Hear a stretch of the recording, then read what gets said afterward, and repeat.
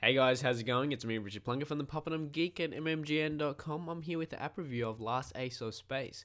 Now, this is made by AstroCow and is available on the iPad and iPhone and iPod Touch and basically nearly all ISO devices.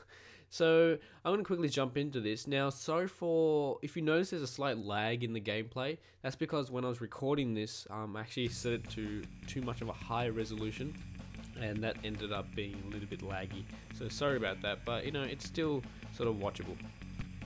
So guys, let's jump into this. Now, as you can see here in the home menu, the menu is very visually appealing. It's just like popping right at you, and that's what I like about the game. Like, if it looks good, then the game must be good, right?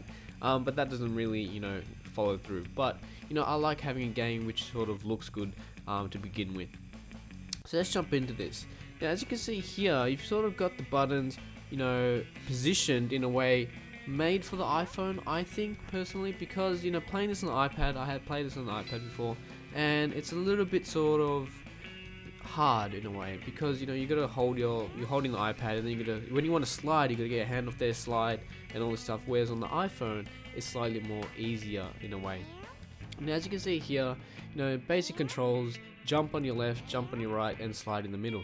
Now, what I wish they really did was, the controllers were all over the screen. Like, you didn't have to be positioned right there, because if you do actually tap, to jump, in the middle or wherever, it doesn't really recognize. It has to be in that sort of area. Same with the slide button, because I'm sure they could have got that, working. You could slide anywhere, you could jump anywhere, because it is slightly hard.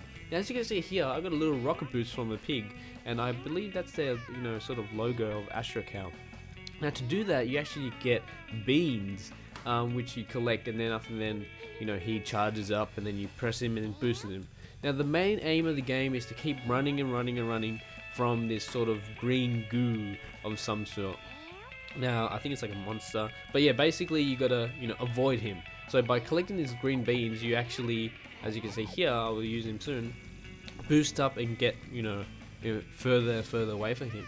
Now, you do have some enemies in the game, which are these blobs, these weird things, these flying things, bees. It's really weird. Basically, all you have to do is hit them, tap them, slide them, swing them, whatever, and they sort of fling away. I find them really good, and it does get hard at some times, but it also is annoying because, for me, like I said at the beginning, the sound. Now, I don't feel like the sound effects don't really follow through. Some of them work, but then again, like, the bee is like weird. It's like, like, it's just, if I can get it here. No, I missed it. I'm dying here. Yeah, I just don't feel like it follows through. And as you can see here, there we go. I got caught. I'm dead. And basically, the aim of the game is to keep running and running and running to beat your old score. So there's actually a light version on the App Store, and I recommend actually downloading the light version first for your iPad or iPhone, and see what you think about it.